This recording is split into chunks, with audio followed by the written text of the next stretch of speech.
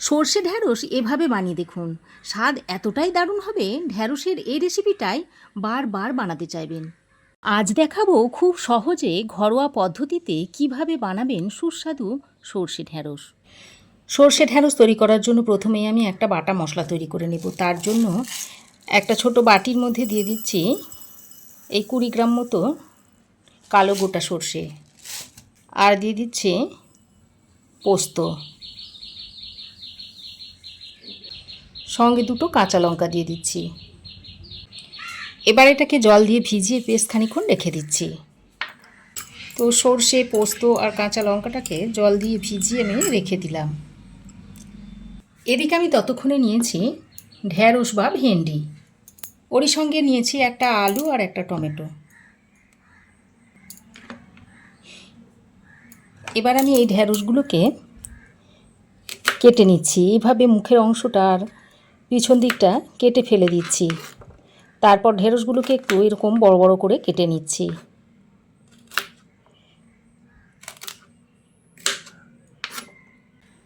আর এইরকম যে ছোট ঢ্যাঁড়সগুলো রয়েছে সেগুলোকে আর কাটছি না, এরকম গোটা গোটায় রেখে দিচ্ছি। আমি ঢ্যাঁড়সগুলোকে একটু বড় বড় করেই কেটে নিচ্ছি। আপনারা আপনাদের ইচ্ছা মতো ঢ্যাঁড়সটাকে ছোট বা বড় করে কেটে নেবেন। ঢ্যাঁড়সগুলোকে আমি আগে থেকে পরিষ্কার করে ধুয়ে নিয়েছি, কারণ ঢ্যাঁড়সগুলোকে কাটার পর আর ধোয়া যাবে না। আমি পিছন দিকটা কেটে নিচ্ছি। আপনারা ইচ্ছা করে পিছন দিকটা না কেটে শুধু মুখের অংশটাও কেটে ফেলে দিতে পারেন।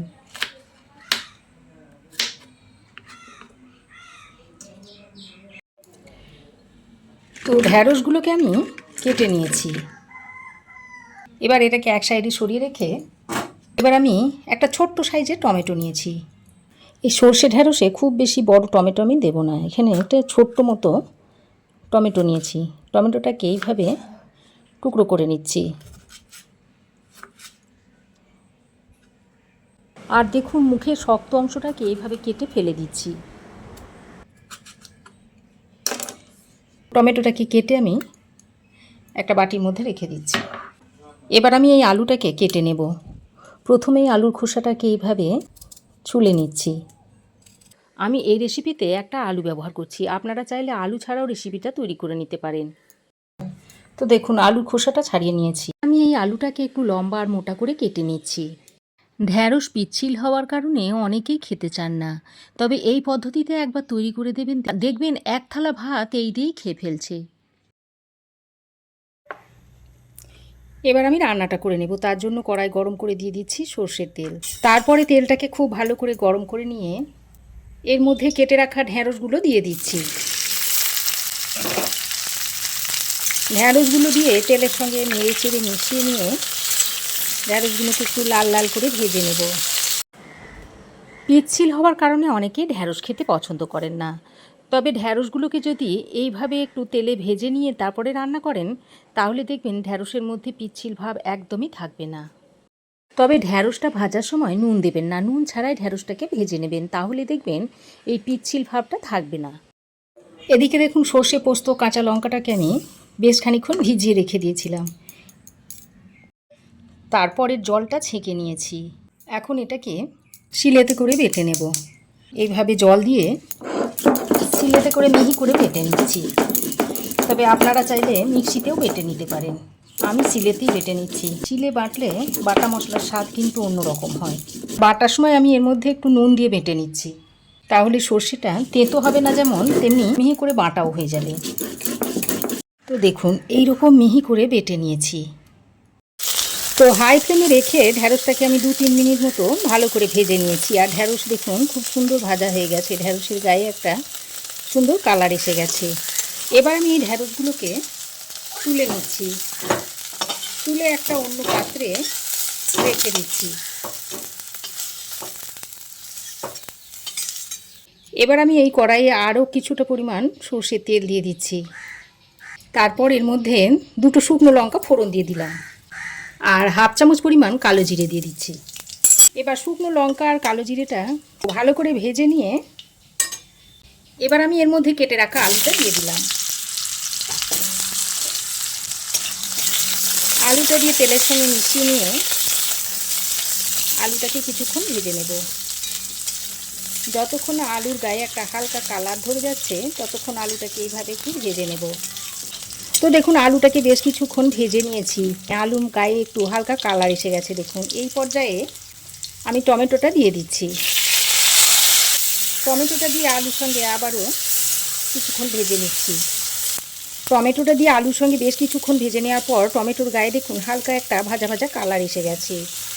এবার আমি এই সময় বেটে নেওয়া মশলাটা এর মধ্যে দিয়ে দিচ্ছি। আর ওরই সঙ্গে বাটিটা ধুয়ে সামান্য পরিমাণে একটু জলও দিয়ে দিলাম। তবে আপনারা চাইলে এই সর্ষে পোস্ত বাটার সঙ্গে অল্প একটু জল মিশিয়ে তারপর এখানে ব্যবহার করতে পারেন। তো বাটা মশলাটা দিয়ে সব কিছুকে ভালো করে মিশিয়ে নিচ্ছি। আর এইভাবে আলু টমেটো সব একসঙ্গে করে প্রায় 5 মিনিট মতো কষিয়ে নেব লো ফ্লেমে। বন্ধুরা, আজকের এই সর্ষে ঢ্যাঁড়সের রেসিপিটা খুব সহজে আর খুব কম উপকরণ দিয়ে তৈরি হয়ে যায়। এইভাবে আপনারা একবার বানিয়ে দেখুন, ঢ্যাঁড়সের স্বাদ সত্যি একদম অন্যরকম লাগবে। বাটা মশলাটা দিয়ে আলুর সঙ্গে লো ফ্লেমে প্রায় 5 মিনিট মতো আমি কষিয়ে নিয়েছি। আর এর থেকে একটা দারুণ সুন্দর গন্ধ বেরোচ্ছে। এবার আমি এর মধ্যে স্বাদ মতো একটু চিনি দিয়ে দিচ্ছি আর অল্প পরিমাণে একটু হলুদের গুঁড়ো দিয়ে দিচ্ছি। চিনি আর হলুদের গুঁড়োটা দিয়ে আলুটাকে আবারও ভালো করে মিশিয়ে নিচ্ছি। এবার একটা ঢাকনা লাগিয়ে লো ফ্লেমে বেশ কিছুক্ষণ বসিয়ে রেখে দেব, যতক্ষণ না আলুটা ভালোভাবে সেদ্ধ না হয়ে যাচ্ছে। তো দেখুন ঢাকা দিয়ে আমি বেশ কিছুক্ষণ রান্না করে নিয়েছি।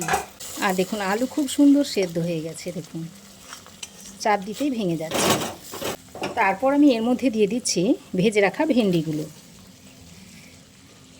এখন ভাজা ভেন্ডিগুলো দিয়ে আবারও ভালো করে আলুর সঙ্গে মিশিয়ে নিচ্ছি।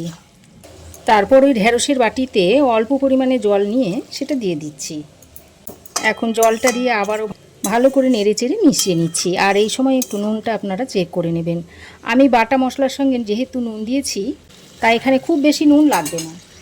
তো অল্প সামান্য পরিমাণে মনে হচ্ছে যেন নুন লাগবে, তাই দিয়ে দিলাম। নুনটা দিয়ে আবারও ভালো করে নেড়েচেড়ে মিশিয়ে নিচ্ছি। তারপর ঢাকা দিয়ে 2 মিনিট মতো রান্না করে নেব। তো ঢাকা দিয়ে আমি আরও 2 মিনিট লো ফ্লেমে রান্না করে নিয়েছি। আর দেখুন ঢ্যাঁড়স খুব সুন্দরভাবে সেদ্ধ হয়ে গেছে। আলু তো আগেই সেদ্ধ হয়ে গিয়েছিল। এবার নামানোর আগে আমি 1 চামচ পরিমাণ কাঁচা সর্ষের তেল ছড়িয়ে দিলাম। তারপর ভালো করে নেড়েচেড়ে মিশিয়ে নিচ্ছি। এখন একটা ঢাকনা লাগিয়ে গ্যাসের ফ্লেম বন্ধ করে আরও 2-3 মিনিট স্ট্যান্ডিং টাইমে রাখার পর সর্ষে ঢ্যাঁড়সের রেসিপিটা আমি এখন একটা বাটির মধ্যে সার্ভ করে দিচ্ছি। দেখুন দেখতে কি দুর্দান্ত হয়েছে। সর্ষের ঝাঁঝালো স্বাদ আর ঢেঁড়সের দারুণ কম্বিনেশনে এই রান্নাটি ভাতের সঙ্গে খেতে অসাধারণ লাগে। আশা করছি আমার এই আজকের সর্ষে ঢেঁড়সের রেসিপি আপনাদের ভালো লেগেছে। ভালো লাগলে লাইক, কমেন্ট এবং সাবস্ক্রাইব করে আমার পাশে থাকবেন। আজ এ পর্যন্তই। আবার দেখা হবে নতুন কোনো রেসিপি নিয়ে নেক্সট এপিসোডে। সে পর্যন্ত ভালো থাকবেন, সুস্থ থাকবেন। ধন্যবাদ।